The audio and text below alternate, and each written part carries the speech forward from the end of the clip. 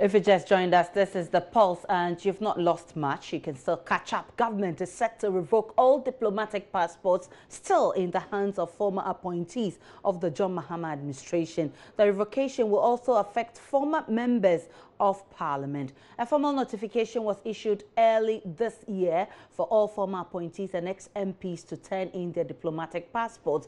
But JoyNews is learning that many of the former appointees are still holding on to their diplomatic passports. Foreign Minister Shirley Ayoko Botre says those still holding on to the passports risk being embarrassed if they fail to return them. In the wake of the MP's visa fraud scandal, the Foreign Affairs Ministry has launched this investigation. We can listen to the Foreign Affairs Minister. The documentary was very clear on the history of Ghana, where we came from and where we are now. And it was excellent. I think it was very well received. I got to understand a number of things, and the history was made very clear. So I think it went well. In terms of what this means for Ghana-UK relationship, though, I'm pretty sure there's a reason why we chose to come to UK. What does it do for us? Well, let's say the first thing is that the history between the two countries. The UK was our colonial, I don't know whether masters, for want of a better word. And also we have a very large population of Ghanaians here. And I think that it is only proper that when the documentary premiere moves from Ghana, this is the obvious place that it should come to. So yes, and a cross-section of Ghanaians and friends of Ghana were here, not just Ghanaians, but friends of Ghana were also here. So I think that it's a good place to premiere the documentary outside of Ghana. You told us about a certain policy to engage the diaspora. Tell us more about this. Well, we are just at the end of a process of coming up with a policy, the diaspora engagement policy.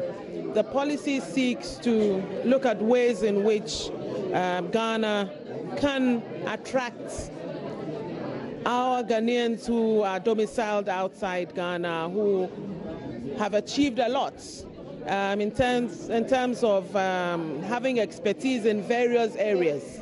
And we would like to see them come and help us build our country. We've reached the point where there's so many Ghanaians of international repute, Ghanaians who have excelled in the area of ICT, who are architects, who are, even when it comes to things like fashion designers, hairdressers, bakers, all kinds of areas of expertise. And we believe that these things that they have over the years, and that the knowledge and experience that they have acquired over the years outside, they can bring it to bear on our development. So we've developed a policy how to engage them, and if they're interested in coming to help, how we can do business together. I'm sure you're aware that the doctors come in, some of them come in during their vacation, and they come perform surgeries free of charge, and that's their way of helping. So any Ghanaian who is very interested in coming to Ghana to come and help is very much welcome, and there are incentives that we will put in place to ensure that whatever they come to do is rewarded one way or the other. So these are some of the things that, but the policy will be outdoored very soon. It's at the tail end of the process for it to become a proper policy. You know that a policy will have to go through a cabinet at least, and then parliament as well, for it to be operational. So we're still working on it, but it's a policy that is encouraging Ghanaians and friends of Ghana in general to come and help in our development. Very finally, I remember recently you touched on something that was very important to you when the accusation came that some Ghanaian MPs were abusing their diplomatic visas. You wanted to look into it. Any updates on that? Well, not yet. We've given ourselves some time. In terms of, I would only want to talk about those who hold diplomatic passports and whose term of office has expired, and therefore there's a need for them to handing their passports. So we've given them a bit. Notice. We have. You gave them a deadline. Have they met it? We have. A good number of them have met it. There are few who have not.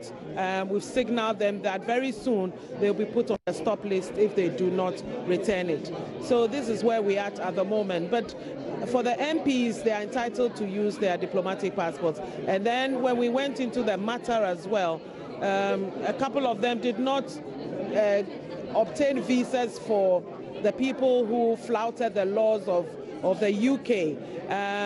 They probably guaranteed, but it was based on the strength of the applicants themselves and not based on the MPs using their diplomatic passport. So that's where we are at the moment. Some have decided that they would seek redress in the law courts and so on and so forth. But like I said from the very beginning, this particular matter is a matter that lies in the bosom of Parliament and not the Foreign Ministry. As and when we were only copied on the letter. So as and when it becomes necessary for us to be part of this conversation, we will wade in. But for now, it is a parliamentary matter. For those of past governments who still have a diplomatic passport, the message to them is bring them in. Bring them in. The deadline is passed, and it might not be very good for such a person who should have handed in the passport and who decides not to, but to travel with it, to be stopped at the airport. That's going to happen very soon. It will happen. It will happen because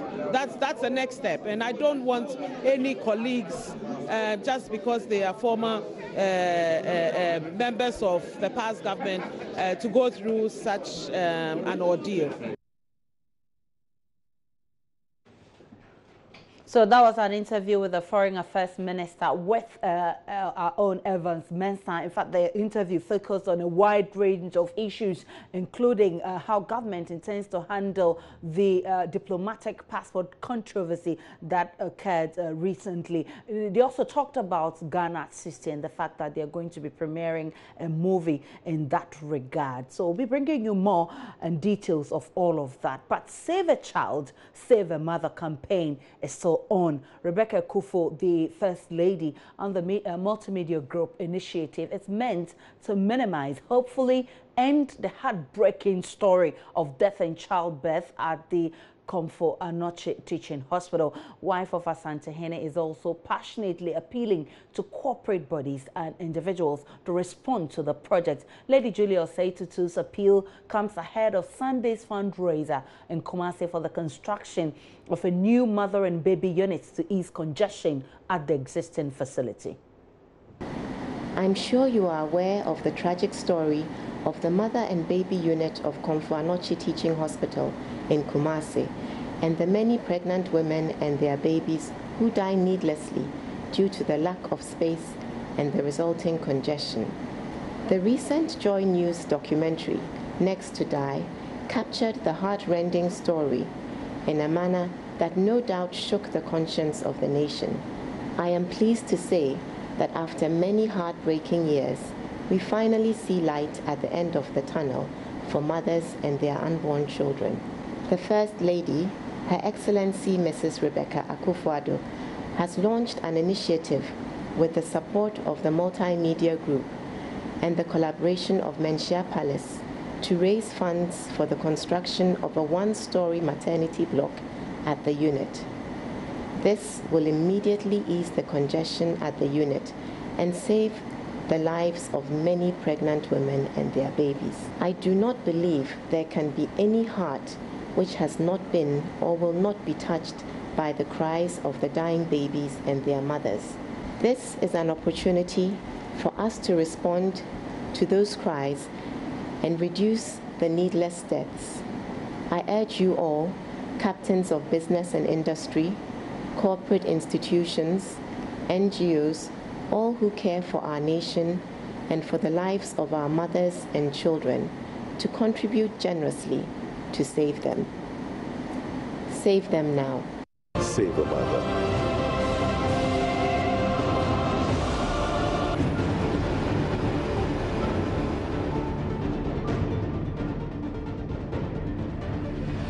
So it's a project we're encouraging everybody to participate to save a mother and save a child. In fact, the First Lady says we should save them now, and I hope all of us would put our best to make it work. Now, police in the Ashanti region have arrested a fetish priestess at Barakesi allegedly for recruiting girls for illicit sex trade. Nana Masewa alias Esuobena Akomfo and an accomplice, Christopher Owusu, are also cited for engaging in unlicensed traditional medical practice. They are among 4 suspects, one of them an ex-convict being held for various crimes, including murder. Kwesi Deborah has more on this. Nana Sewa and her accomplice were arrested in separate locations following complaints from Traditional Medicine Practitioners Council. A search at her residence led to discovery of used and unused condoms, as well as a fake license bearing her name. Some herbal products were found at Christopher's home at Esufua. The Swami Divisional Police Command on Tuesday, 16th May 2017, arrested a fetish priest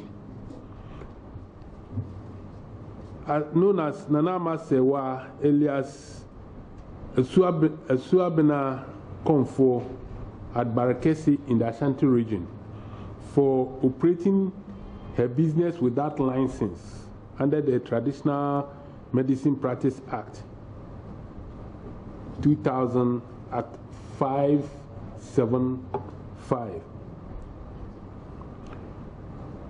We received a complaint from the regulatory officer of the Traditional Medicine Practitioner Council in Kumasi that the said fetish priestess Nana Masewa was operating without license contrary to that section, and that in addition she is using her premises as a brothel. She had recruited ladies and were being used for illicit sex trade. Police, upon receipt of the complaint, proceeded to Nana Masewa's residence at Barakesi and found, during a search conducted in her 17-bedroom house, found quantity of used and unused condoms, a fake traditional medicine license bearing her name, and then upon investigation, she mentioned that it was one Christopher Owusu, age 25, who issued her with those the fake license. Owusu was also arrested, and he admitted that he provided that fake license to Nana Masewa. In addition to the fake license, we also found some concoctions and creams with the inscription Rebek Vanicure and Rebek Man capsules, which we suspect they are all fake drugs which are being sold on the market. So we are warning people to be very careful in acquiring or purchasing this kind of creams and capsules, especially aphrodisiacs, because I'm sure they are all aphrodisiacs. So people should be careful when purchasing this kind of aphrodisiacs. The other suspects are Isa Mohammed, also known as Isa Kode, held for murder, Malam Suleimana, alias Romeo, for robbery. Reporting for JoyNews, Kwesi Deborah. Now, Ghana intends to join countries that have made technology accessible and usable to all, especially girls and women. In accordance to this, the Communications Ministry has designed programs that will promote digital literacy. This was disclosed by Deputy Communications Minister Vincent Sowa Odute in Accra on Wednesday. Mr. Odute notes his office is equipping community internet centers in districts across the country, all in a bid to ensure no girl is left out in gaining knowledge in internet use. We've already, as a ministry, have a year-long program of Girls in ICT, where we are training girls in the rural areas, then exposing them to technology, and then making sure that they demystify the notion that technology is difficult and also is for boys. This Girls in ICT is part of the STEM program, the science, technology, engineering, mathematics program that we are trying to encourage girls to take up. So, as a ministry, we have an elaborate program to ensure that we proactively assist in bridging this gap through our Girls in ICT program. Yeah, but once you try to demystify, there's an issue of accessibility and then affordability. We are trying to design this program such that everyone in the rural areas across the country will have the opportunity to really experience some form of technology, and also for girls especially to know that there are huge career opportunities in technology. So that will address the issue of accessibility. As I said, once we set up the CIs, the first year, the connectivity is free of charge.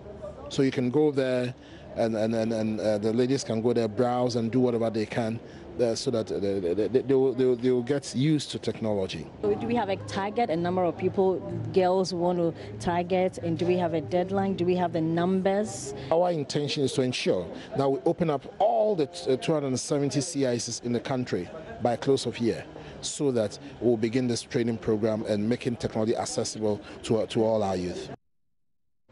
Also at the program, the Media Foundation for West Africa launched a report card on a research conducted on women's rights online. The card highlighted challenges women face in assessing, participating in and benefiting from the World Wide Web. Manager for Freedom of Expression at the foundation, Dora Mawuto, explains to JoyNews measures her organization wants government to embark on in closing the technology gender gap. They want to see women use technology in trading, communication and education. The main challenge here is that women are about 50% less likely to be online compared to men. And we don't have to leave it like that, because we believe that there are both economic, political, educational, religious, and even cultural benefits everyone, especially women, can derive from the internet and ICTs. Why should we be left behind? When a petty trader can use the internet to market her products, why should women be left behind when a hairdresser can use the internet, or a seamstress can use the internet to market and sell her products?